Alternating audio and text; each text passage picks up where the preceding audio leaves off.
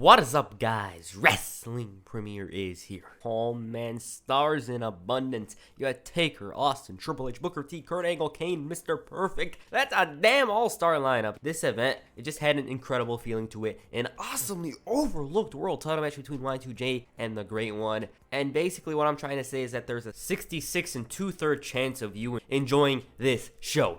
During this time period in WWF and the wrestling world in general, a bunch of stuff was happening. For one, the invasion was over. Nash, Hogan, and Hall were coming in. Eddie Guerrero was on the indie circuit. Ring of Honor was just starting, and WWF was desperately trying to right the ship because if you look at the ratings from 2001, it was bad. What was in its absolute peak? It was so damn crazy, and a bunch in the back were clearly irritated by it. But that's a whole story for another day. Anyways, why did I choose this? Star power. I haven't watched this thing in 7 years. Matter of fact, last time I watched it, I remember absolutely nothing about it, and I felt it was a good Royal Rumble to cover. Next one's probably 2003. I'm going to get that one prepared later this week, hopefully, so yeah. Anyways, Royal Rumble 2002 was held in the Phillips Arena in Atlanta, Georgia on January 20th, 2002. 16,106 were in attendance to witness Maven pull off the shocker of the century, and the buy rate for the events was a ridiculous 670,000, which is the record for the Royal Rumble. Not even 1999 could get that much, but after doing some digging, I found out it was because viewers in the UK had to pay for it, and in 99 it was free.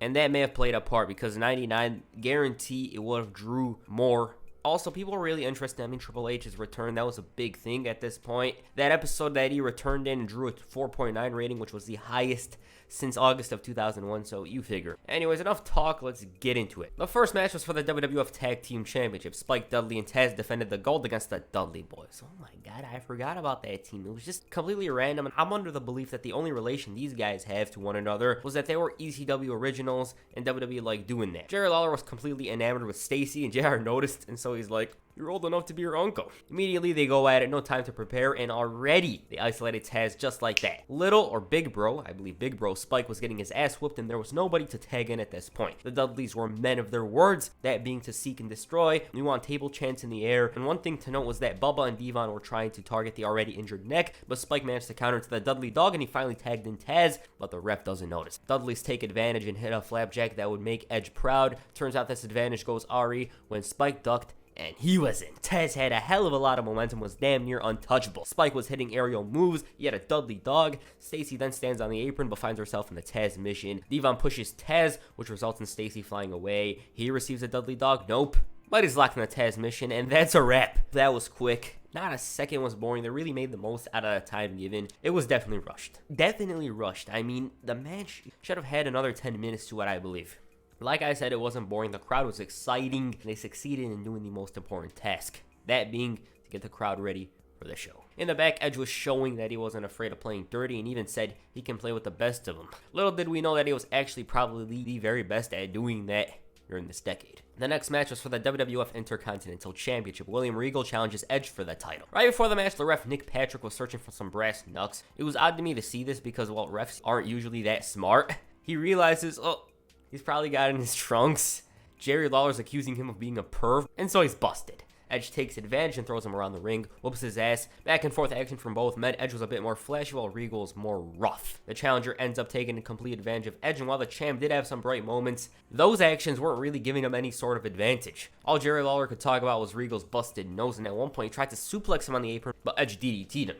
That certainly wasn't good for the nose, and in the ring, both men bump into one another, and the ref counts. Once both men recovered, Edge had a burst of momentum that resulted in a 2 count. Regal responds with yet another suplex, but it doesn't keep him down. He actually rebounds with the clothesline, but it still wasn't enough for the victory. He goes for the execution, but it's countered to the Regal stretch. But luckily, though, he reaches the ropes and actually counters into a stretch of his own. He tries to steal the match, but to no avail, and goes up top. Regal climbs up there, but is pushed away, and he takes a spinning heel kick. So Edge tries going for the spear, when we realize something.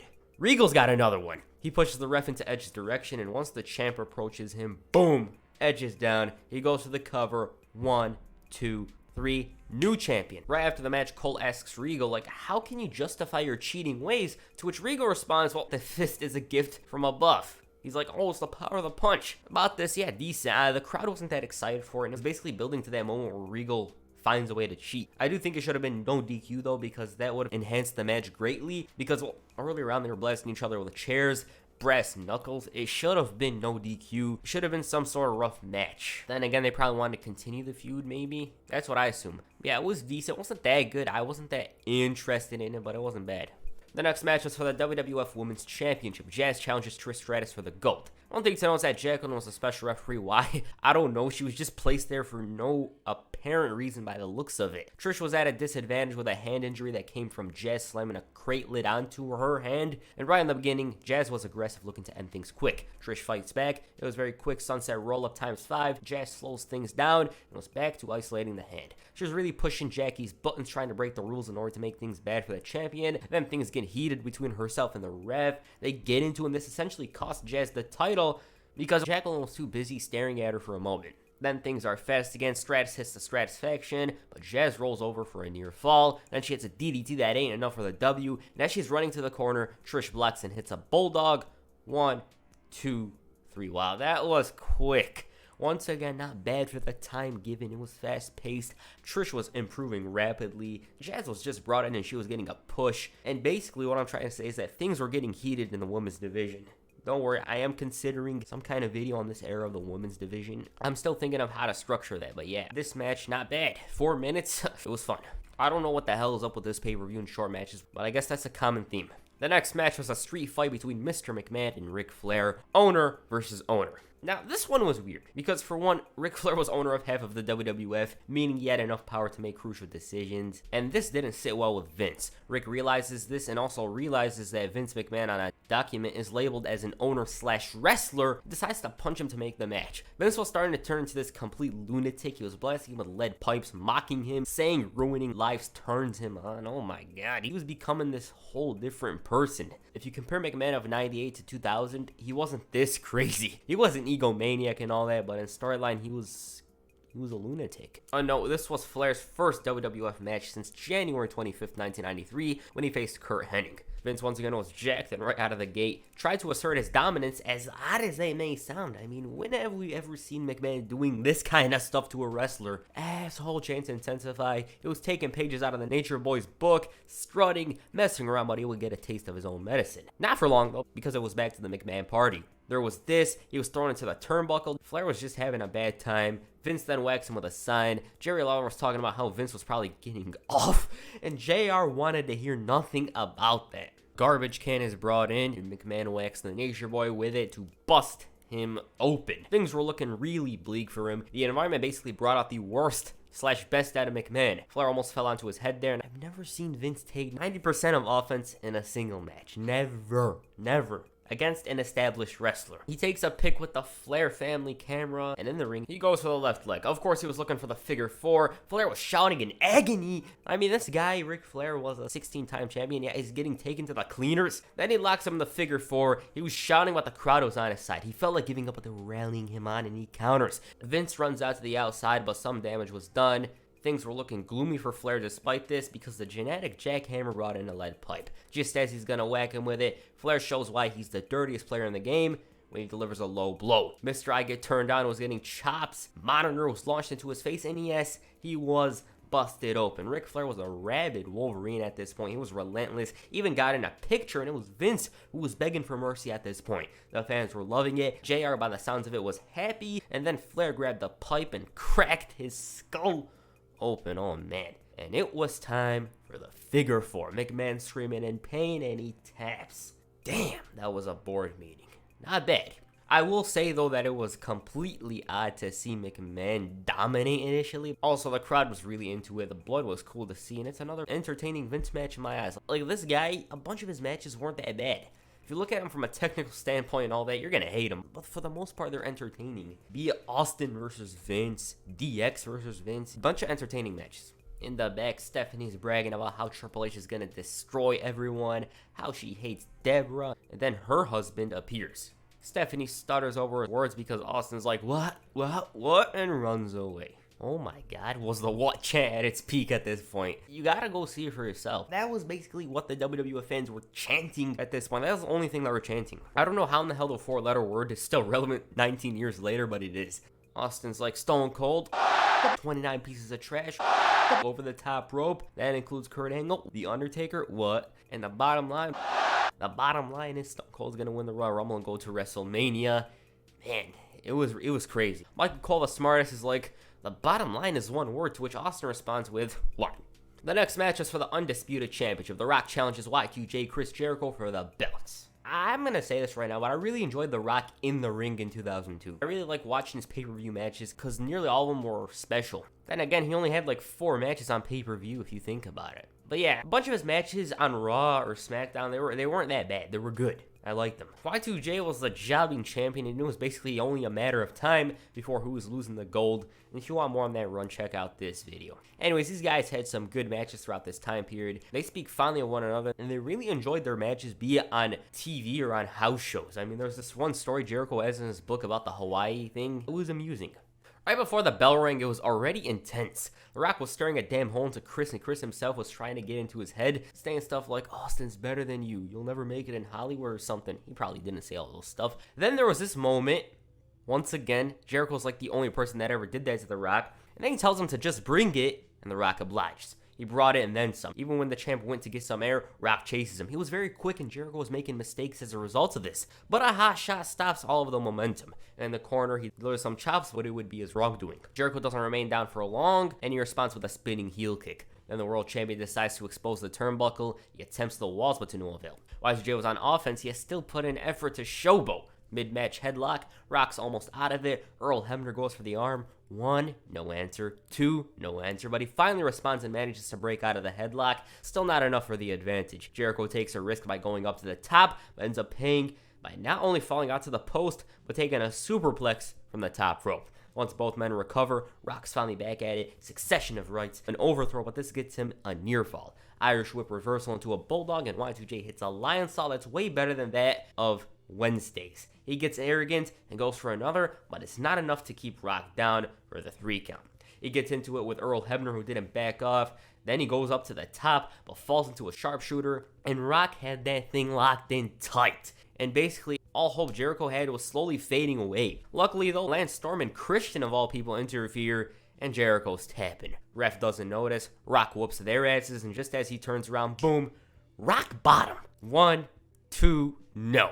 So Jericho decides, I'm arrogant, I like all the attention I get, and goes for the people's elbow. Rock kips up and sends him over the top rope, and at this point, I was like, I love this match. I was thinking to myself, man, was this awesome. Rock's all angry and clears the announce table. Lawler's like, no, there's the Spanish announce table. Rock gets up and drags Rock onto that table before clearing the other table. Y2J decides, why don't we do it with his own finishing move? But that was flipped on its head when Rock hit the Rock bottom on the other table. The fans were cheering. Howard Finkel ran for his life. Rocky chant intensifies. He drags Chris into the ring and goes for the cover. Kick out. Realizing this is his moment, Rock measures him. The champ is resilient and locks in the walls of Jericho. Rock's in agonizing pain, and title number 7 was slowly fading away. But the gray one managed to reach the rope. Jericho drags him but runs right into an inside cradle. The fans believed it might be it, but he kicks out. Jericho is throwing a fit, and then the ref gets knocked down. He doesn't waste time. He decides, you know what, I'm going to go grab that belt and whack the SOB with it, and he does just that.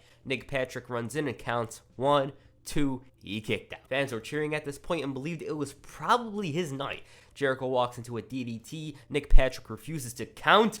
I don't know why. He was still the WCW heel ref at this point. Rock stares a hole in him before hitting the Rock bottom. Jericho then runs into a spine on the pine, and it was time for the most electrifying move, the People's Elbow. 1, 2, 3, 4, 5. Rock realizes he ain't up, and just as he grabs Jericho, he low blows him into oblivion and tosses him right into the exposed turnbuckle before going for a roll-up with his feet on the ropes. All that. Hebner rakes up, counts 1, 2, 3. Okay. Damn, did Rock look strong. It took a low blow, an exposed turnbuckle, and not only a roll-up, but a roll with Jericho's feet on the ropes. Like, how stronger can you look in defeat? I mean, the proof's in the pudding. As for the match, hot damn, I loved it. It was really engaging, dramatic. Jericho was the cheating heel that was looking for any shortcuts. Rock was proving why he's one of the best. I really like it. I thought it was very good, and I forgot how good it was. That's one thing to mention. I just forgot how good this match was. If I had to rate it, and I don't rate matches, definitely 4 stars. It's pure 4 stars, and it's definitely one of the best matches of 2002 for sure. I mean, these guys, they could fight for an hour, and I wouldn't get bored. It's like Austin and Angle. Those matches are always good, and that's the case here. Rock and Y2J, always fun. So yeah, if you've never watched this, I suggest you do. You might love it. I mean, these guys, they had the character, the showboating, entertaining, all around. Man, I loved it. I loved it, but hey, you probably already know that because I mentioned that a million times up to this point. Meanwhile, Shawn Michaels was shown at WWF New York. He was asked about the Rumble and his prediction for the match itself, and he said that it was fun to be a wrestling fan once again. He enjoyed Vince and Flair going at it, and as for the Rumble, he was like, Austin and The Undertaker are my picks because they're from Texas. Now, me personally, it's odd seeing HBK here before his return. It just feels weird. I don't know why, but I think he was clean at this point. Can't really objectively say it, but I believe he was. He's preparing for that return. They were still worried that his attitude was still the same as it was previously, but I believe he was a changed man at this point. And the main event, the 30-man Royal Rumble. This one in particular had a ridiculous amount of star power to it. Triple H, Kurt Angle, Stone Cold, The Undertaker, Booker T, Kane, Rob Van Dam, the returning Mr. Perfect. Damn, that Rumble, just looking at the guys that were in it, it'll leave the fans salivating. That's one thing to know. It's definitely up there in terms of star power. I mean, 92's the very best one at that, obviously. Now, before I get into the match itself, I have to mention the Triple H return. Like, damn, that was really something special. I have to mention it here because I don't think I'm going to talk about it in a video. So, he gets injured in May of 2001. Manages to fight through by working the leg, working harder than ever before, just to return in time for the Rumble. He missed the Invasion and the subsequent feud with Austin. Oh man, the fans were ready. This guy was the most despicable heel of 2000, pissing off the fans, running over Austin. Yeah, he's out for months, and the fans, they needed him. They missed him. 8 months gone. So much happened. Man. Honestly, that return is definitely top 5. Triple H's popularity may have diminished as the years went on, but one thing we can say for sure is that January 7, 2002 was probably his peak in terms of overness. I mean, MSG was completely unglued, and Triple H had doubts over being a face. He preferred to return as a heel, and if that had happened, we would have missed out on this moment. Crazy ass stuff. Anyways, the promo for this match, it was giving me straight up Ruthless Aggression era vibes. Freaking Kid Rock's playing in the background. Triple H is shouting he's the game whooping ass. The Undertaker doesn't like anybody in his yard. What channel was in its absolute peak? It's a shame that it's dubbed on the network, but hey, it's on YouTube. You know, they say I'm cocky, and I say, what? I'm watching this promo, I just wonder why didn't they go with Austin and Triple H at WrestleMania? It would have been electric. It could have been a much better choice than what we got. I mean, Scott Hall was elsewhere, and Chris Jericho could have faced RVD. That's what I think. It's kind of odd. Anyways, let's get into the match. Rikishi was number 1, and number 2 was a returning Goldust. He was down in WCW, you know, and the moment he debuted, he criticized his own damn gimmick. I don't get that at all. Some bizarre stuff. But he accepted a buyout on his contract a month earlier, and here he was. Anyways, he tried playing some mind games with Rikishi, but he had some of his own. He almost got tossed out over the top rope, but managed to remain. Number 3 enters, and it's the Big Boss Man.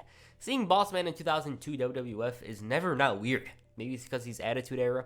Goldust was getting punished. Boss Man was struggling. He rebounds with the inside-out clothesline. Goldust watching from a distance and ends up forming a short alliance with the Boss Man in order to eliminate Rikishi. They don't last, and it was time for the next entrant, Bradshaw. He comes in and whoops ass. Boss Man was a victim of a stink face, takes a kick, and he's out. Goldust beating on Bradshaw in the corner, and out came Lance Storm. JR called him Mr. Personality. They split into pairs looking to toss one another out. Goldust was always escaping eliminations at this point. Number 6 was Mr. Tough Enough himself, Al Snow. Fans cheer, things are speeding up, we want head chant intensify. Bradshaw delivers a clubbing clothesline from hell. Not much was going on around here, you know, guys were failing to eliminate one another. Then Billy enters, delivers a flurry of punches, walks into a boot, and slowly the ring was filling up. JR jinxed it because a couple of seconds later, Storm was out. Then Bradshaw gets thrown out, and I honestly thought he was going to last for a bit.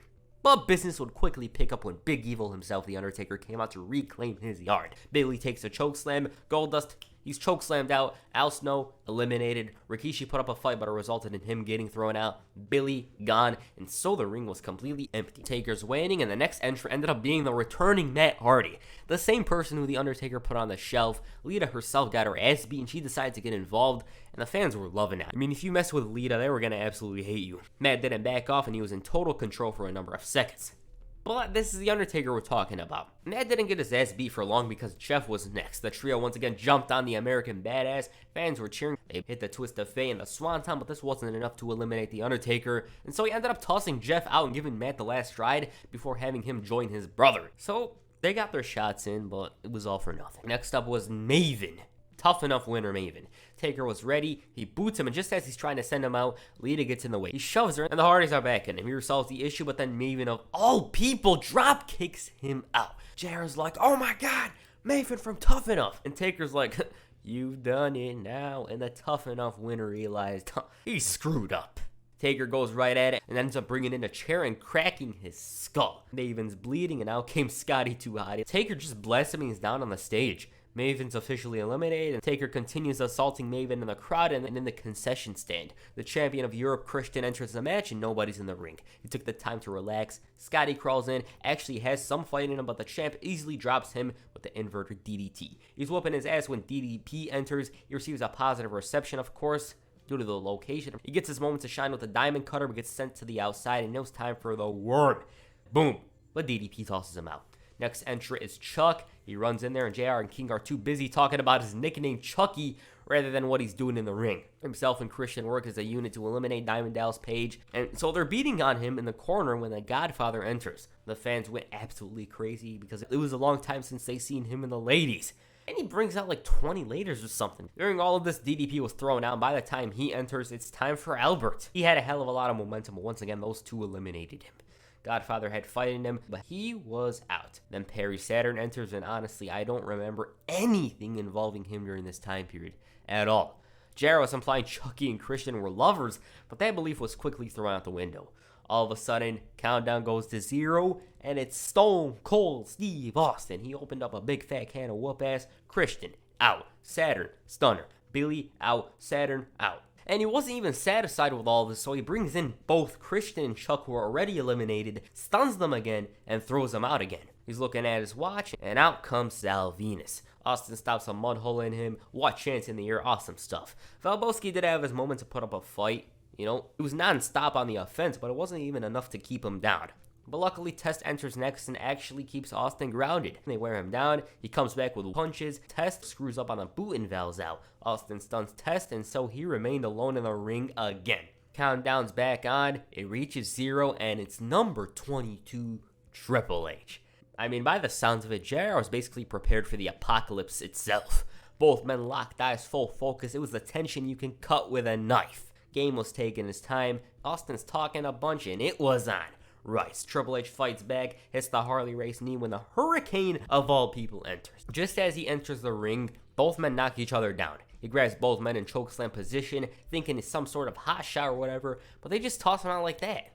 And they're back to where they were. Back and forth, clothesline, spinebuster when Farouk enters. He was a fresh one, but even he couldn't muster any sustainable offense, and those two were back to work. Basically, they were just saving all the big names till the end. They're kicking each other's ass non-stop, and out enters the perfect one. Last appearance in the WWF, 6 years. 6 years. They're promoting the hell out of this return. I think if it was unexpected, he would have gotten an even bigger reception than he did. But yeah, he's back now.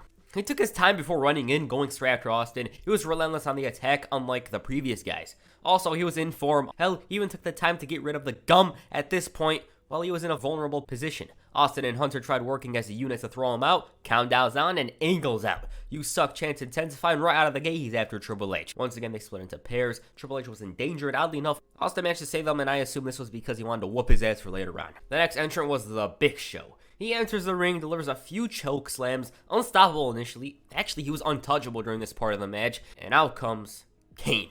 There was a complete slugfest in the middle of the ring. They didn't back off one another. Hell, they even grabbed each other in chokeslam position, but Kane delivered a low blow and body slammed him out. Then the ghost of Kane's past hit a stunner on him, and Angle capitalized on this by Angle slamming him right out. Next was RVD, and man, was he unstoppable. Right out of the gate, 5-star frog splash on Kurt. Austin gets knocked down, Perfect gets a kick, but then he met his future, that being Triple H. And lucky number 30 came out.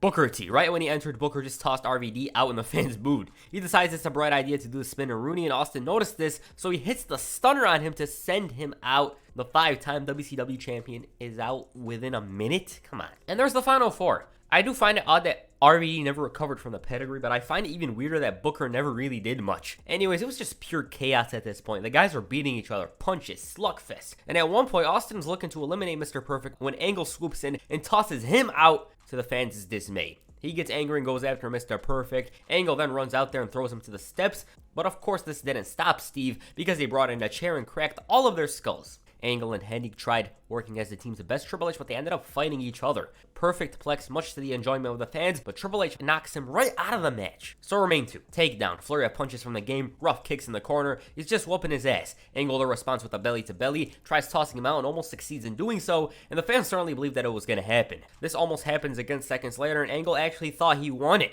They have a nice little exchange. Angle takes a face buster and then was clotheslined out of the match. That's it. From hell and back, it was definitely a beautiful day for Triple H. I'm sorry, I just had to say that. Angle was a crybaby because things didn't go his way. Fans were happy to see Triple H win. It's all good. There's the Rumble match. Overall, that was fun. Once again, I like Rumble matches. You guys already know this. It's easy to watch them. There was always a weak part of the match, you know, that being in the middle or something. But yeah, once you get through those parts, it's fun to watch. Austin had a great performance. It's cool seeing Mr. Perfect in a Final Four, but it's odd seeing him job to everyone and their mothers afterwards. Like, why have him in the Final Four if you're just going to do that to him afterwards? I assume it's like, oh, we wanted to give you this because you're a legend. Maybe that's why. Kurt Angle, damn shame he never won a Rumble during his run. I reckon had he stayed, guarantee he would have won one for sure in my eyes. And Triple H, the choice in my eyes was definitely right. He had the best story. He came back from injury as a babyface. It was cool. Maven's moment of eliminating Taker is still talked about to this day. Great Rumble overall. Star power was there, mostly entertaining. Definitely is up there with my favorite Rumble matches. I just think the aftermath is weird with Austin.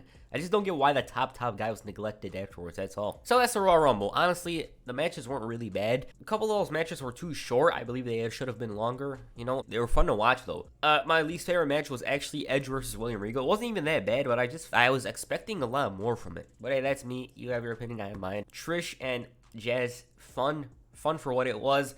Rick versus Vince, honestly, it was entertaining as hell. At this point, Flair wasn't really confident in himself, and Vince was like, let me help you with that, and he did. And we got this memorable bout. Chris Jericho versus The Rock, I don't need to say anything about it. You guys know that was one of my favorite matches of 2002, definitely. Like, those guys, they just can't do any wrong in the ring. The Rumble match, I really loved it. The Maven moment will stand the test of time for sure, so yeah. What do you guys think of this Royal Rumble? Please comment down below. That's our first video. Make sure you hit the line saw on the like button and perhaps the pedigree and the subscribe button. Peace, I'm out.